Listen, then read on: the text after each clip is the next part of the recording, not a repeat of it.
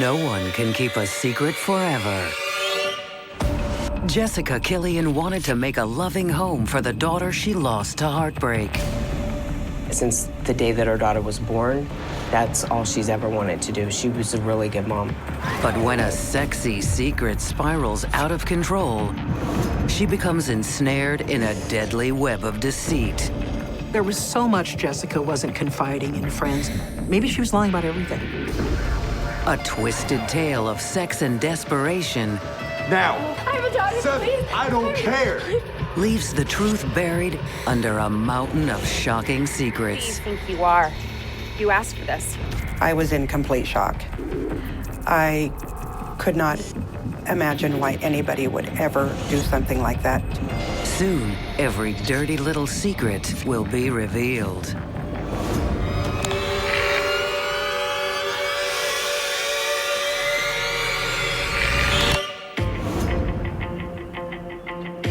It's the fall of 2010. And Jessica Ray Killian has recently moved back to her hometown of Hermiston, Oregon, in the aftermath of a failed love affair. She was in a relationship with her little girl's dad, and that wasn't working out. Jessica came back to Oregon to try to make a life of her own. Jessica is determined to build that new life so she can regain custody of her 8-year-old daughter, who still lives in Hawaii with her father. Hi, honey. Guess what? I passed my test. Oh, you did? She was a really good mom. She loved her daughter a lot. And I think that she had the idea that if she came back to the mainland, she could get back on her feet, maybe. The separation for Jessica was very difficult. She had a very loving relationship with her daughter. I love you too. When am I going to see you again? Whatever it takes, I'm gonna find a way for us to be together, all right? Jessica lands a great job bartending at one of the town's popular hangouts. An encouraging first step toward making money and building a new life her daughter can be part of. With the job going well, Jessica also gets her love life back in the saddle. We'll probably have a friend. She drops hints to her friends and family that she's met a new man. He's just this really great guy. He's just sweet. You seem to be just grinning ear to ear about this guy. The gentleman that she was seeing, Steve, when she mentioned his name, her eyes kind of lit up. His name is Steve. He's just a really nice guy. But all love-struck Jessica will reveal about her new man is that Steve's in law enforcement. She'll tell people more when she's ready. I knew they were friends. I knew they had gone to dinner, maybe had a drink. But other than that, I knew nothing about him. She was excited about her new beau, but having had a pretty miserable failure in Hawaii, she wasn't eager to rush into things and make herself a public couple.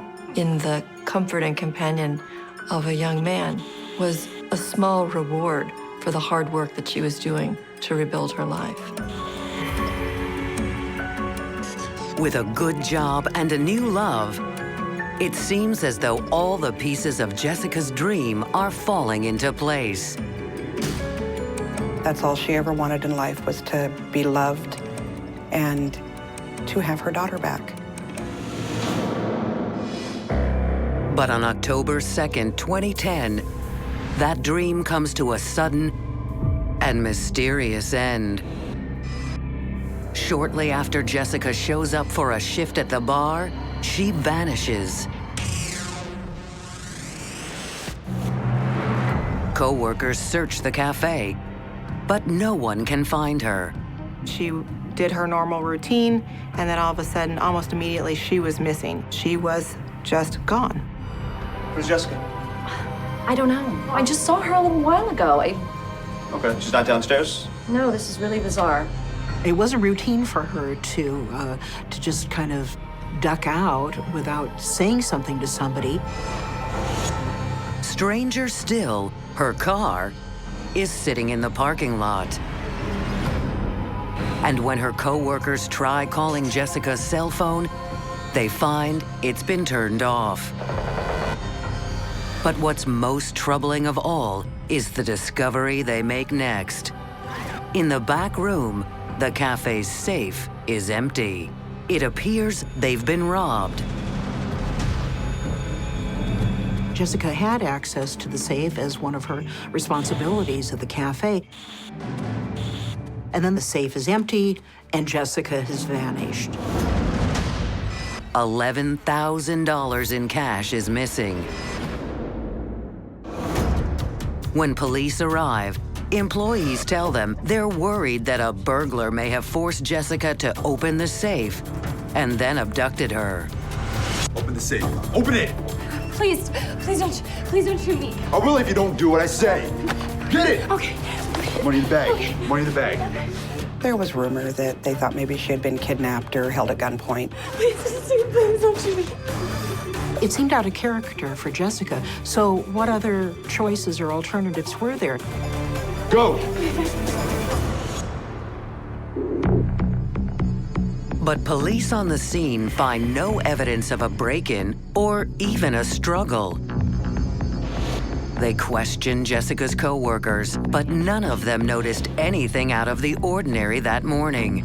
It was his normal morning, as always. And Jessica, they say, appeared completely at ease. The one thing that coworkers made a comment about was she came in smiling and happy. I came in, I see her. We're just delighted to get the day started. From all intents and purposes, it seemed like there was nothing out of the ordinary, at least going into that morning. But as police hear more about the missing mom's quest to be reunited with her daughter, I miss you, Mommy. I miss you. they wonder if the robbery abduction angle is all wrong.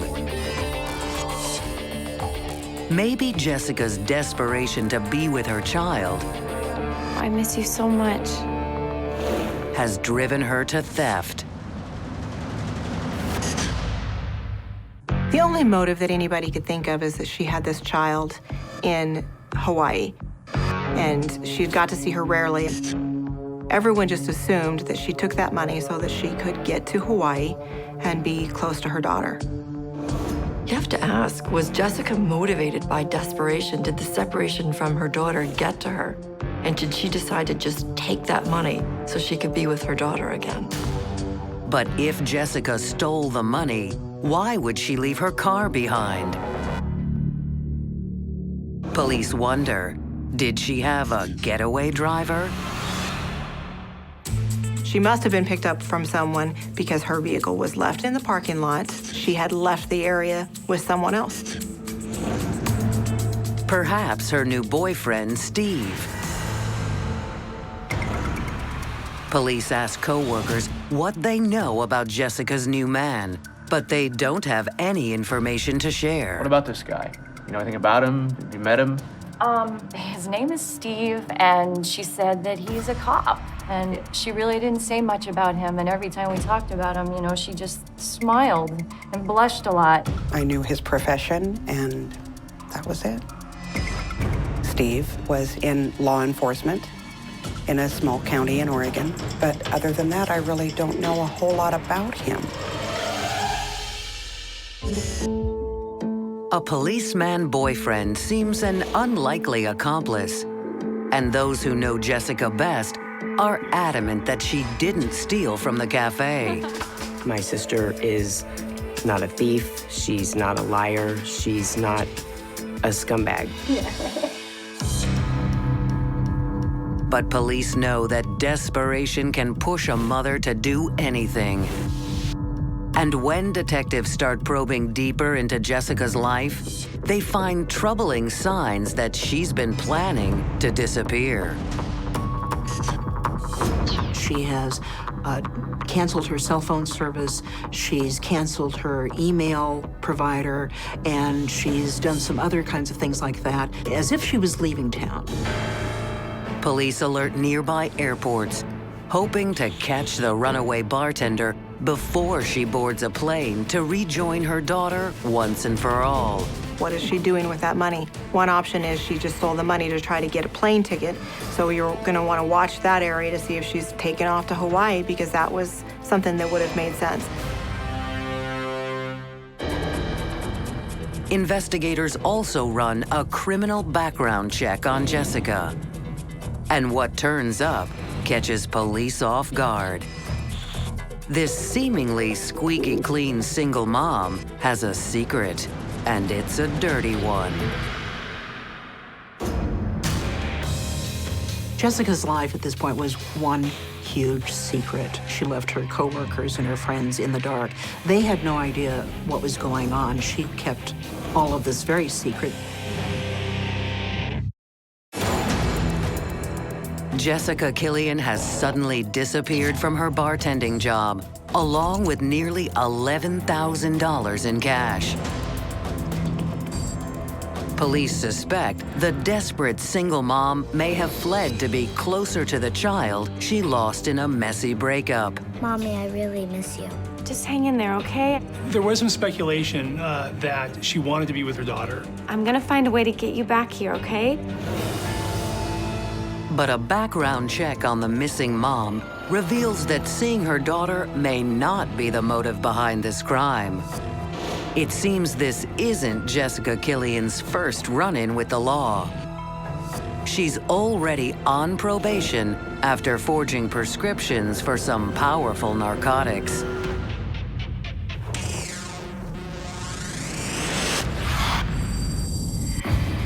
She had a drug history. She had a criminal record for that. It made her kind of sketchy. She was a good suspect for this burglary. It's never clear what someone who is motivated by addiction is capable of doing. Generally, morality goes out the window when addiction comes in. Could Jessica's disappearance and the missing cash be related to a secret drug addiction that's begun consuming her life? It's very possible that she was still addicted to drugs. And when money comes up missing and one employee happens to have a criminal history, she's a pretty viable suspect for that.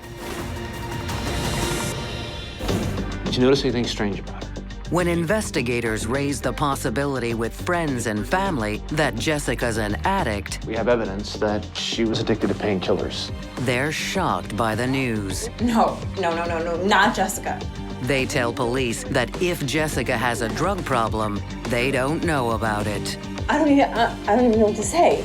As far as I know, she wasn't actively using any prescription pills. It didn't seem like it was drug-related. But detectives suspect Jessica's been living a double life. Someone with a history of a drug conviction is also someone who's going to be suspected for being untruthful. Jessica is not who she seems.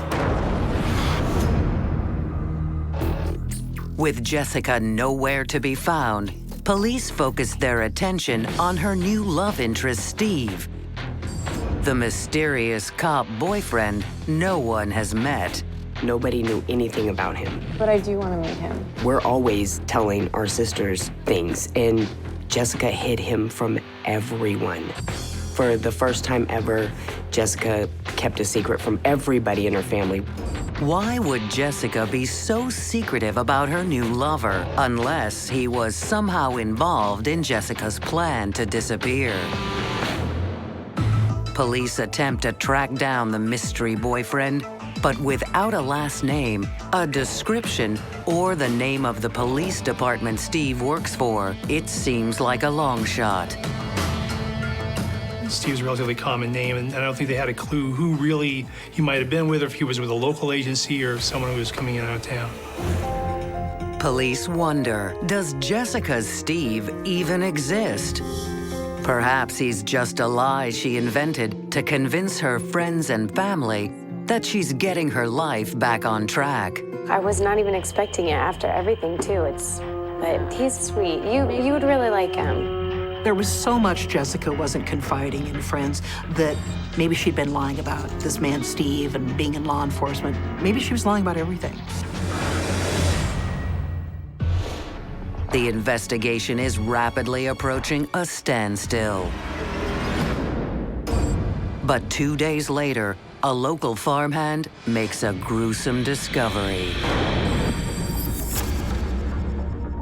It was a worker who happened upon a body, a woman, and at the scene, there was some money scattered about. Detectives rush to the scene and confirm their awful suspicions. They've found Jessica Ray Killian. She's laying on her stomach. She's been shot in the back and shot in the head. And here's this luggage and this cash strewn all around. This is a horrifying discovery. Jessica's friends and family are in a state of disbelief. In just a couple of days, they've watched this seemingly happy single mom go from suspected thief to drug addict, and now murder victim. I was in complete shock. I could not imagine why anybody would ever do something like that to Jessica. She is the last person that would ever be a murder victim. It didn't make sense to me. Please, please put the gun down. The only thing that I could think of was what the hell was my sister doing in her life that got her killed? Police initially suspect it's Jessica's secret history with drugs that led to this tragic outcome. Listen, you owe me a lot of money, lady. I have the money for you, okay? Okay? We do see a lot of drug deals go bad in our area, Just tell me where to meet you and I'll meet you, okay? whether it's fighting over the drugs or fighting over the money. They really feel this is some kind of a drug deal gone bad. You've been promising me for weeks. I know, I'm sorry. I really do have I need the money now. But there's a problem with that theory. If this is some kind of drug deal gone wrong, why is there still so much money lying around? Whoever had murdered her would have wanted to take the money. They wouldn't have left it behind. The abandoned cash also puts an end to the theory that Jessica was forced to rob the cafe at gunpoint. Here, fill the bag. Fill it. What was the motivation? If you're gonna rob the cafe, you're gonna take the money. Go, go. There seems to be only one motive for murder that makes sense. I've never known about her to have an enemy in the world, but why would there be money around the body unless it was personal? Please. Investigators work the crime scene, hoping to find the answer. And that's when one of the officers on scene mentions something interesting. So weird. My family actually owns this property, but I haven't been here in years. And that's not all. He thinks he knows Jessica. You do? I've seen her working at the local bar. There's a reserve deputy that shows up on the crime. He's actually one of the first guys there. And he says he recognizes the woman who's dead. In small, close-knit communities like Hermiston, a coincidence like this isn't unusual. But as officers speak with the reserve deputy, they're struck by another coincidence that does seem unusual. By the way, I don't believe I know you. What's your name? Oh, Steve Crum. His name is Steve, the same name as Jessica's mystery cop boyfriend. Her body ends up on the property of Stephen Crum, who is a reserve deputy with the Morrow County Sheriff's Office. Coupled with the fact that she was dating a deputy by the name of Steve, those were obvious things that we looked at as very suspicious. Is Steve Crum Jessica Killian's mystery lover? The answers might bring police one step closer to catching Jessica's killer. Steve's identity is revealed, and Jessica shares a stunning secret from the grave. The autopsy results were very shocking. It changed the investigation. Missing mom Jessica Killian has finally been found. Dead in a remote field littered with stolen cash. A field owned by the family of a reserve deputy named Steve Crum.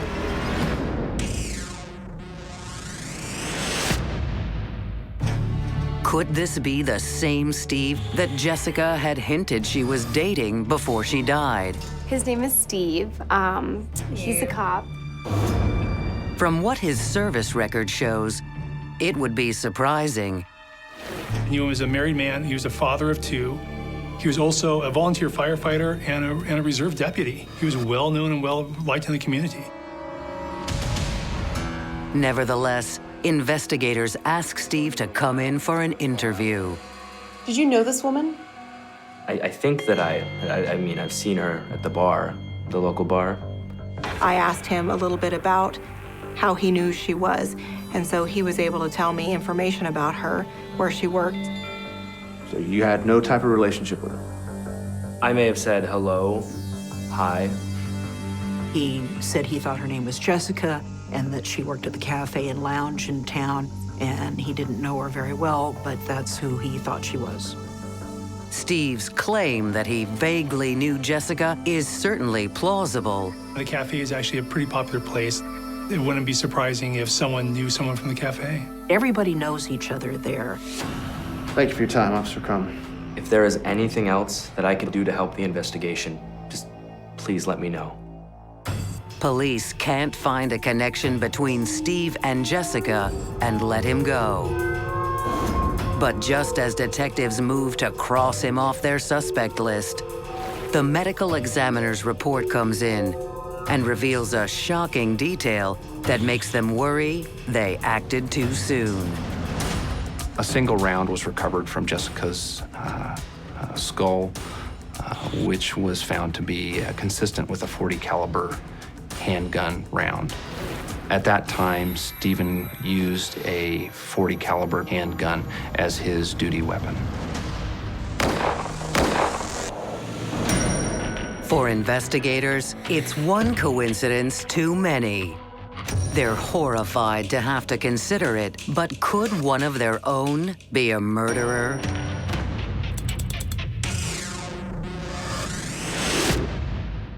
It's hard for law enforcement to investigate one of their own. There's a brotherly and sisterly bond among law enforcement.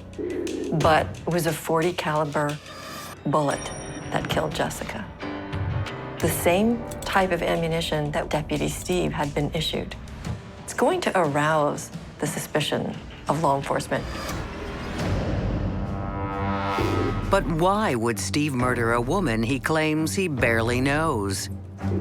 Investigators make a discovery at the crime scene that may reveal the answer.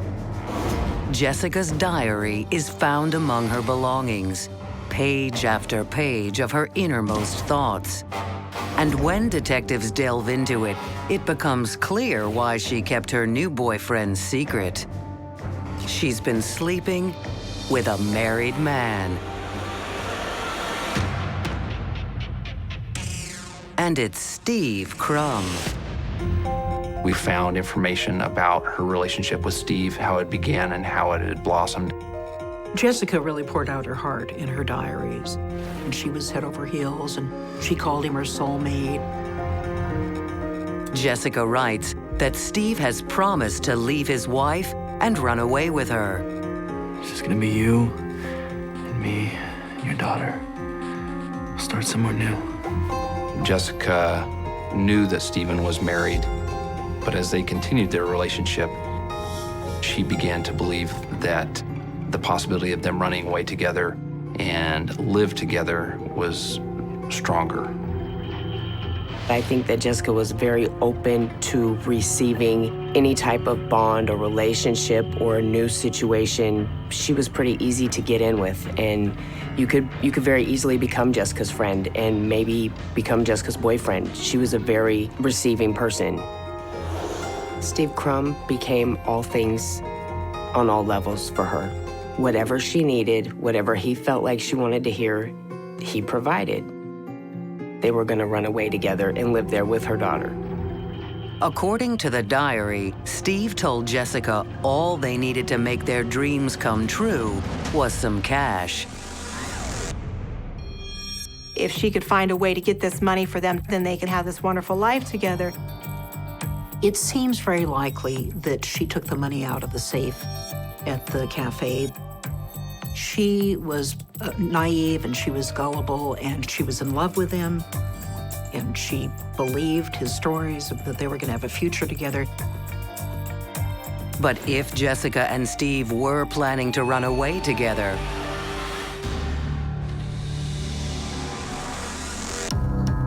why did she end up dead in a field? When the medical examiner finishes Jessica's autopsy, investigators get another surprise, and it may reveal the killer's motive. Well, the autopsy results show that Jessica was pregnant, that she was several weeks pregnant at the time of her death. Police theorized that all Steve's promises to Jessica were empty, and he had no intention of ever leaving his wife. But once Jessica became pregnant, did Steve resort to murder to protect his secret? Steve had everything to lose. He had a great reputation in town. He was married and a father of 2 young children. He didn't want to lose all of that. You need to stop right now. You need to stop. I'm going to tell your wife because she deserves to know. She needs to know about the baby. No, you're not. You're gonna keep your mouth shut. That's what you're gonna do. You're not gonna say anything. Jessica's pregnancy threatened to spoil everything. This had gone way too far. I'm going to tell everyone about this. They need to know that you got me pregnant. Only Steve can give detectives the answers they're hunting for. But when they go to bring him back in for further questioning, they get one more shock. Steve Crum's nowhere to be found. They couldn't arrest Steve because he was gone. He vanished. Their prime suspect has disappeared, and police can't find him anywhere. At this point, we really didn't have any idea where Stephen was. Police get set to hunt down one of their own. But a ballistics report comes in with more information on the bullets that killed Jessica, and it stops the manhunt in its tracks. To their astonishment, detectives learn that the bullets couldn't have come from Steve Crum's gun. We really thought we had a lead in going a specific direction on a murder weapon. Once we recognized the murder weapon couldn't be his, it sort of put us to square one. But if Steve isn't Jessica's killer, why has he suddenly vanished? We're discussing what other avenues do we have? What other suspects? Then it hits them. If Steve isn't responsible for his girlfriend's murder, maybe Steve's wife is. She'd found out about an affair. If she'd found out that this woman was pregnant with a baby, then she would have good motive. Obviously, we had to look at Stephen's wife as a possible suspect in this. But before police can bring her in for questioning, she makes a surprising move that no one sees coming. The deputy's wife reveals a treasure trove of secrets, each more shocking than the next. Stephen was living a double life. I think his relationship revealed who he really was. Police working the Jessica Killian murder case have learned that she was having an affair with a married sheriff's deputy named Steve Crum. And they wonder if the deputy's wife was the one behind Jessica's brutal slaying. Detectives thought it might have been a deadly love triangle, that the wife found out about her husband having an affair. You took a vow to me and you're throwing it all away for some slut? If Steve's wife learned that Jessica was planning to have his baby, did she take deadly steps to end her husband's affair for him? Could Steve's wife have also been motivated not just by jealousy, but by humiliation? She did not want to be shamed in her small town by her cheating spouse. So to keep her reputation intact, did she kill Jessica? I won't let you ruin my life. You asked for this. Investigators want to speak to Mrs. Crum. But she surprises everyone by approaching them first. I just found this letter that he left here. And the story she shares looks like it will close the case. It looks like a confession. We're advised that Stephen's wife had located a confession letter from Steve stating that he had committed the murder and he was now on the run. You're positive he wrote this? I mean, he signed it. But police take what they read in the typewritten confession with a grain of salt. They're very suspicious of it because why would somebody who's committed murder take time to type out a confession? So they don't know if it's really from the wife. Maybe the wife wrote it. Is Mrs. Crum trying to frame her husband for his mistress's murder? And where is Deputy Steve? When detectives ask Steve's wife about her whereabouts on the day of the murder, she says she has trouble recalling. I don't know. I think I was just at home. That day, her alibi was a little weak. She wasn't real clear about what she'd done that day. She easily could have committed the homicide and been back, and nobody would have known anything because she'd been alone all day. Steve's wife has just become a prime suspect in Jessica Killian's murder. And it seems more and more likely that she could be behind her own husband's disappearance as well. I swear, if you talk to or see that Jessica girl ever again, you are a dead man. Is there a second dead body out there waiting to be discovered? Steve's wife might have had every motive she needed to kill Jessica and even to kill Steve. If she found out about their affair, that they were getting ready to run away together, that would have been enough motive for her to kill them. But motive is not proof. So detectives search Steve Crum's laptop for clues, and there they discover yet another secret. One so dirty, investigators can hardly believe it. Once we obtained his laptop, we had it processed and discovered that he was on dating websites, pornography websites. He had a hidden life that nobody knew about. Steve was having a lot of online relationships. It seems Jessica isn't Steve Crum's only extramarital affair. He's been satisfying his sexual urges with an endless parade of casual partners. But that's not even Steve's biggest secret. Steve's online history reveals his affairs haven't all been with women. He's also been seeing men.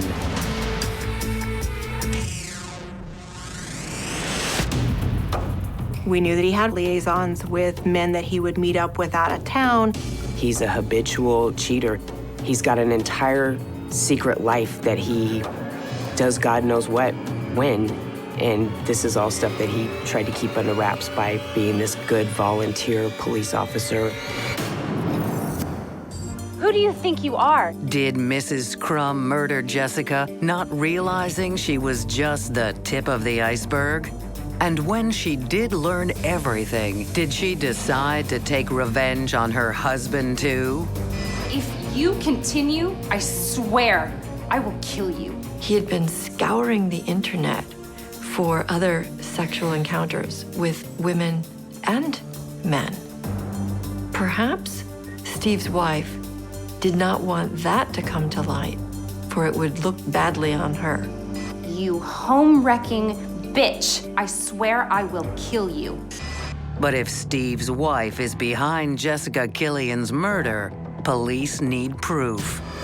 They compare the typewritten confession to Steve's online sex site posts, looking for evidence his wife is trying to frame him for murder. But all they get is a shock. The comparison shows she didn't write the confession after all. One of the things that I noticed in Stephen's letters, though whenever he meant to use the word will, he spelled it W-E-L-L. That seemed very consistent that he transposed those two letters, I and E, in the word will, very routinely. it looks like Steve Crum's wife was telling the truth. Her husband did indeed type the confession.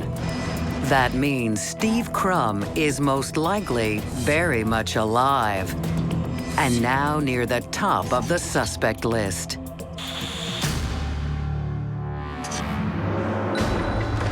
But where is he hiding? Investigators head for the one place they know Steve Crum routinely goes: cyberspace. And all the seedy online places where he goes trolling for sex. Before long, the strategy pays off.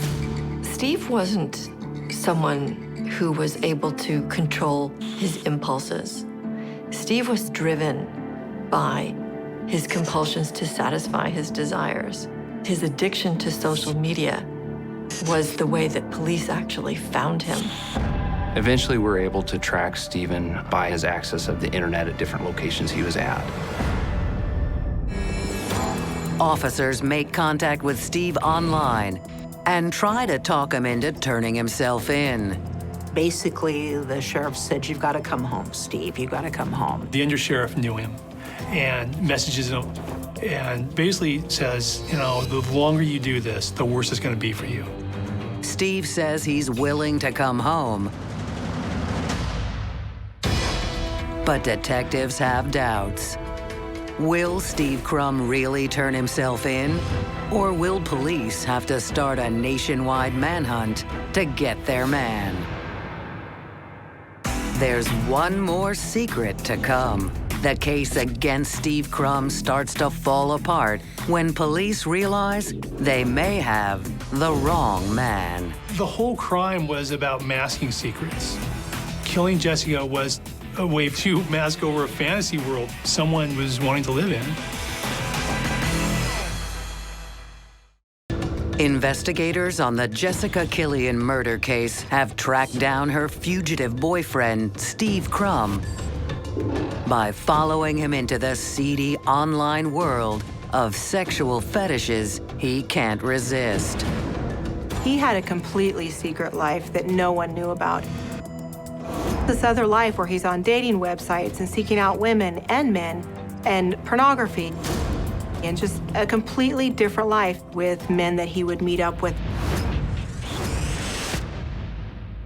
Detectives persuade Steve to turn himself in, and once in custody, he endures hours of interrogation about the murder of Jessica Killian. I'm not lying to you.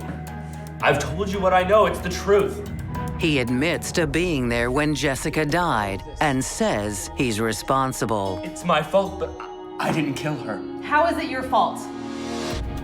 It's more complicated than that. He insists someone else killed her. His story doesn't make sense, but he won't give the cops any more details. Police actually tell him at one point, you know, what you're telling us and the evidence at the scene, they do not add up. Tell us. Steve doesn't give police the level of detail that they're looking for. There is something strange about his statement to police. Police think Steve's holding back from telling them what happened and that they'll just have to break him. But just as police are considering a change of tactics, everything shifts again. New evidence threatens to undo the entire case and set Steve Crum free. After Steve is in custody and under arrest for the murder of Jessica, the sheriff's department begins to get these strange letters. The author of the letters says that Steve is innocent and that he knows who actually killed Jessica. The letters, signed Bullfrog, are from someone boasting that he's actually Jessica Killian's murderer. But if Bullfrog is Jessica's killer, why did Steve Crum write a confession and then run? Bullfrog's detailed letter has an answer for that too, because he forced Steve to. This Bullfrog threatened Stephen that if he didn't take the blame for the murder, that Stephen's family would be harmed. If what Bullfrog says is true, police have arrested an innocent man. But something doesn't sit right with investigators. Why would Bullfrog come forward now, when he was just about to get away with murder? To find out, they must uncover Bullfrog's true identity. We began to look into the origin of these Bullfrog letters. The postmark came from the Portland area. We continued to research it and found out that Stephen had a cellmate who had recently gotten out of jail. I should be out soon. You recognize that letter? When police locate Steve's ex-cellmate, he quickly admits that he's behind the Bullfrog letters. I'm trying to do the right thing in my life. I didn't kill anybody. He's just a friend of Steve's, and he quickly spills his secrets. He paid me. He gave me a few dollars to write this letter. He explains that he had done something really dumb. He admitted that he had mailed the letters for Stephen. Kept pushing and pushing. Bullfrog says the letters he sent were Steve Crum's last-ditch effort to save his hide. I'll set all of it up. Steve Crum tells Bullfrog exactly what the letters need to say, gives very specific instructions to this friend on how to do it and who to send it to. Steve Crum's sad, desperate attempt to shift suspicion has failed. He thinks he is smarter than everyone else. It was so transparent, and it was fairly easy to trace back to him. I can manipulate everyone to believe what he wants them to believe, and he really thought that he could do it. Steve hired Bullfrog to write the letters to take suspicion off of him. Clever, deceitful, but ultimately, it didn't work.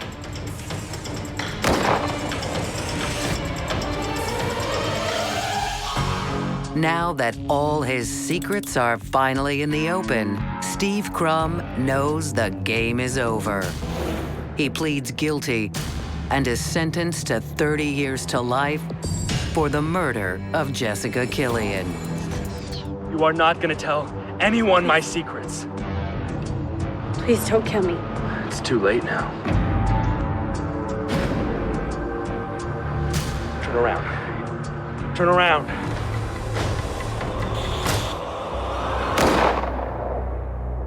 I think what strikes me most about this case is how close he came to getting away with it. How well he hid who he really was. He was capable of cold-blooded murder. With no remorse, no feeling, no nothing. And that, to me, is really chilling.